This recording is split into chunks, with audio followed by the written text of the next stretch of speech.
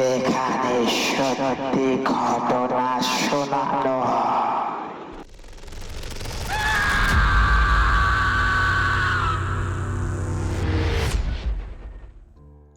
Hello বন্ধুরা, সবাই কেমন আছো? আশা করছি সবাই খুব ভালো আছো এবং সুস্থ আছো। আমি আছি বাবান তোমাদের সাথে। আজকেও চলে এলাম ছোট্ট একটি ভৌতিক ঘটনা নিয়ে। যে ঘটনাটা এই রিসেন্ট এক সপ্তাহ আগে হয়েছে। তো বন্ধুরা, ঘটনা বলার আগে দুটো কথা বলে দিতে চাইছি। তো তোমরা অনেকেই এখন ঘটনা পাঠাচ্ছ না, আমার হোয়াটসঅ্যাপ নাম্বার তো দেওয়াই রয়েছে।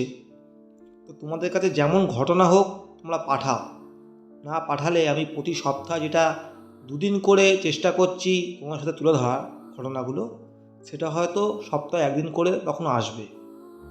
তো বন্ধুরা, যা যা নতুন শুনছো তারা কিন্তু অবশ্যই সাবস্ক্রাইব করে পাশে থাকবে। তো আর বেশি কথা বাড়াচ্ছি না, আমি সরাসরি ঘটনায় চলে যাচ্ছি।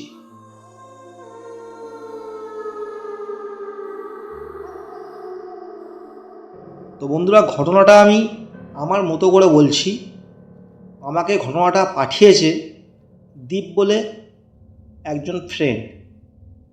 তো তার সাথে রিসেন্ট এক সপ্তাহ আগেই ঘটনাটা ঘটেছে, তার নিজের চোখে দেখা এবং নিজে ফিলও করেছে।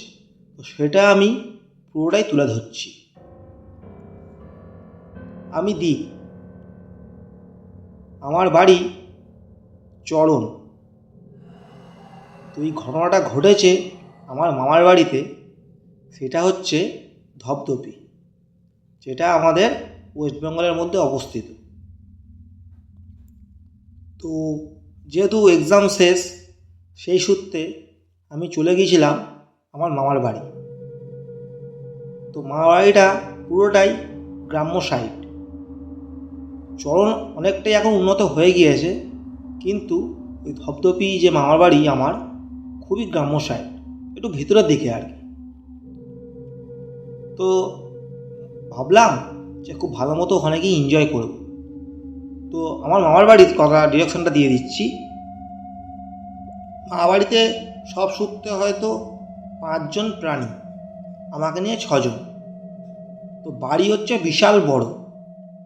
বিশাল বড় মানে কি বিশাল বড়, মানে আগেকার দিনের যে বাড়িগুলো হয় না, চৌধুরী বাড়ি টাইপের, ঠিক সেরকম ধরনের বড় বড় জানলা দরজা, প্রচুর বড় বাড়ি ঘরদোর, 10-12টা ঘর। তো মামা বাড়িতে মানুষজন যেহেতু অনেকটাই কম, সেই সূত্রে বেশিরভাগ ঘরদোরই তালা চাবি দিয়ে রাখা আছে। তো বিভিন্ন জায়গায় জায়গায় গাছপালা জন্মে গিয়েছে, পরিষ্কার করা মানুষ নেই। প্রচুর বড় এরিয়া জুড়ে মামার বাড়িটা। আর রাত্রিবেলায় একটু গা ছমছমের ব্যাপার চলে আসে।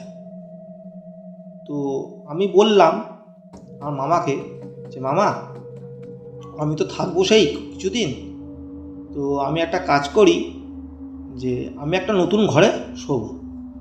মা বলল, হ্যাঁ তুই যে কোনো একটা ঘরে শুতে পারিস, কোনো অসুবিধা নেই।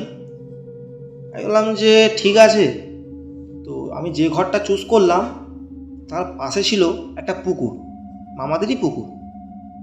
তো আমি যখন বললাম যে মামা, আমি দক্ষিণ দিকে এই ঘরটাতেই শোবো, মামা বলল, দেখ এখানটা শুস না, এখানটা শুলে তুই ভয় পাবি। আমি তখন মামা বললাম, কিসের ভয় মামা? বলছে, দেখ তোরা তো এখনকার যুগের ছেলে, তোরা তো আর ভূত প্রেত বিশ্বাস করিস না, তো এই জায়গাটা একটু সমস্যা আছে। এমন কোনো কিছু নয়, আমরা যেহেতু উপরে থাকি না সেই সূত্রেই বললাম।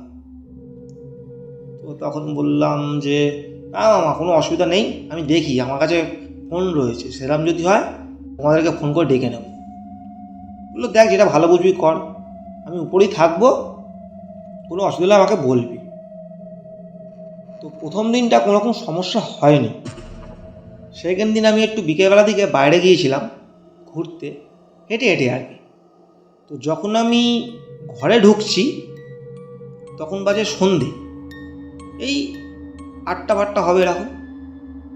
তো আমি যখন ঘরে ঢুকলাম তখন মামি বলছে, বাবা কি সুন্দর রে গন্ধ, কি সেন্ট মেরেছিস তুই গায়েতে, যে এত সুন্দর গা দিয়ে তোর গন্ধ বেরোচ্ছে? তখন আমি বলছি যে কই মামি, আমি তো কোনো সেন্ট তো গায়ে মাখিনি। বলছে যে কি বলছি, এত সুন্দর সেন্টের গন্ধ বেরোচ্ছে, কি ভালো, তুই ঢুকতে ঢুকতেই তোর ঘরেতে ঢুকলো, তোর সাথে ঢুকলো ঘরের মধ্যে। আমি বলছি কী বলছো, মজা করছো নাকি? আমি নিজের গা শুকা দেখছি যে আমার গা দিয়ে তো কোনো সেন্টের গন্ধ বেরোচ্ছে না। তখন মামি বললাম, মামি তুমি এসে দেখো, শুকে দেখো। মামি বলছে হ্যাঁ, তো তোর গা দিয়ে তো বেরোচ্ছে না, তাহলে এত সুন্দর গন্ধটা কিসের? তখন সবাই ব্যাপারটা ঘাবড়ে গেল। তখন বললো তার মানে তোর সাথে ভালো কিছুই ঢুকেছে, তোর সাথে ভালো কিছুই ঢুকেছে। আমি বললাম ভালো কিছু ঢুকেছে মানে কি বলতে চাইছে? বলছে ওসব বুঝবি না, ওসব তুই এখনকার ছেলে ওসব বুঝবি না, আমরা বুঝেছি কী হয়েছে না হয়েছে। এই হোক, সাবধানে থাকিস। আমাকে একটা বন্ধু, আমি তুমি কি ভয় দেখাচ্ছ তাতে আমি একা শোবো বলে? আগের দিনও তো শুয়েছি, ওই কোথাও তো কিছু হয়নি। বলছে না না, ভয় দেখাবো কেন, তোকে এমনি বললাম। বলে রাতের খাওয়া শেষ করতে করতে তখন 10:30, খাওয়া দাওয়া হয়ে গিয়েছিল। হয়ে এবার স্বাভাবিক রাতে একটু ফোনে গেম খেলবো, ফোন নিয়ে ঘাঁটবো, শুধু শুধু প্রায় একটা বেজে যায়। তো এরকম রাত্রিবেলায় আমি হঠাৎ শুয়ে পড়েছি, তখন বাজে 1:30। না ফোন আর ঘেটে লাভ নেই, ফোনে চার্জও নেই, শুয়ে পড়া হোক বলে শুয়ে পড়েছি। সেই সময় দেখছি যে দরজা বাইরে কি যেন নক করছে, খুব ঈষৎ হালকা। তো ঘুম চোখে চোখটা লেগে গেছিলো ভালোই। আমি তখন ভাবলাম যে মনের ভুল। তখন দেখি সবটা দেখি হয়ে যাচ্ছে। আমি ভাবলাম যে দেখি তো এটা কী ব্যাপার হলো, তাহলে কি কেউ কি ভয় দেখাচ্ছে আমাকে? এটা কি তাহলে আমার মামার কাজ? তো মামার কিন্তু ভালোই বয়স হয়েছে, মামা কিন্তু ভয় দেখাবে না, এখন করবে না, এইটুখানি বিশ্বাস ছিল। আর বাইরে কোনো ছোটো মানুষজনও ছিল না, সবাই বড় বড়, মামা ছেলেরাও বড় বড়। তো এবার আমি ভাবলাম দেখি তো ব্যাপারটা কি, বলে আমি ফোনটা বার করেছি, ঘরের লাইটটা জ্বালিয়েছি। সামনে যখন এগোচ্ছি তখনও কিন্তু দেখতে পাচ্ছি যে দরজাটা শব্দ হচ্ছে, দরজাটা মানে খুলে দেওয়ার জন্য কেউ নক করছে। আস্তে আস্তে ছিটকিনিটা আমি খুলেছি, সঙ্গে সঙ্গে দরজাটা খুলে তাকিয়ে দেখছি কেউ কিন্তু কোথাও নেই, কেউ কোথাও নেই। তোমরা শুধু ব্যাপারটা ভাবো, দরজা নক কে করছিল? সেই মুহূর্তে আমি সঙ্গে সঙ্গে বাইরে বেরিয়ে গেছি। বাইরে বেরিয়ে যতক্ষণ আলো ছিল ততক্ষণ আলো জ্বালিয়ে দিয়েছি সুইচ টিপে। এবার আমার সত্যি বলতে অত ভয় নেই, আমি অনেকটাই সাহসী। তখন আমি স্পষ্ট দেখলাম আমার যে দক্ষিণ দিকে যে ঘরটা ছিল, পুকুর ছিল বললাম না, দেখলাম যে একটা পুরো কালো কালো মূর্তি, পুরো চুল, খুব বড় বড় চুল, পুরো পিছন সাইডটা দেখলাম পুরো কালো কুচকুচে চুল, হেঁটে হেঁটে পুকুর ঘাটার দিকে যাচ্ছে। অনেকটা ডিস্টেন্স গিয়ে দেখলাম পুকুর ঘাটের ওখানে গিয়ে পুরো গায়েব হয়ে গেল, মানে মিলিয়ে গেল, চোখের সামনে মিলিয়ে গেল।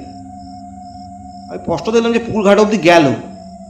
গিয়ে আমি যে চেষ্টা করলাম যে নিচ থেকে নেমে গিয়ে দেখবো, ডাকবো, তাকিয়ে দেখলাম সঙ্গে সঙ্গে গায়ে। সেটা থেকে আমি খুব ভয় পেয়ে যাই, ভয় পেয়ে চিৎকার করে বলছি, ও মা, মামা, ও মামা, তাড়াতাড়ি দরজা খোলো, আমি এটা কী দেখলাম, তাড়াতাড়ি দরজা খোলো। মামা সমস্ত দরজাটা খুলে বলছে, এই কী হয়েছে, তুই চিল্লাছিস কেন, কী হয়েছে? আমি বলছি, মামা দেখো, আমি এই জিনিসগুলো আমার সাথে ঘটলো, আমি পুকুর পাড়ে এক্ষুনি কাউকে আমি এক্ষুনি এই জিনিসগুলো আমার সাথে ঘটলো, আমি পুকুর পাড়ে দেখলাম যে কে একজন হেঁটে হেঁটে গেল। তাহলে কি কোনো চোর? বলছে এখানে চোর ফোর বাড়িতে আসে না। ফার্স্ট তুই যেটা দেখেছিস সেটা ঠিকই দেখেছিস, তুই তো ভয় পাওয়ার কিছু নেই, তুই আজকের রাতটা তুই আমার সাথে আমার ঘরেও শুয়ে পড়।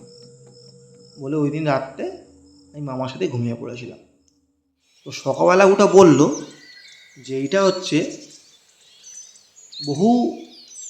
যেহেতু বাড়িটা বহু পুরাতন, সাতপুরুষের ভিটে বলে, সেই সূত্রে নাকি অনেকেরই নাকি আত্মা নাকি ঘুরে ঘুরে বেড়ায়।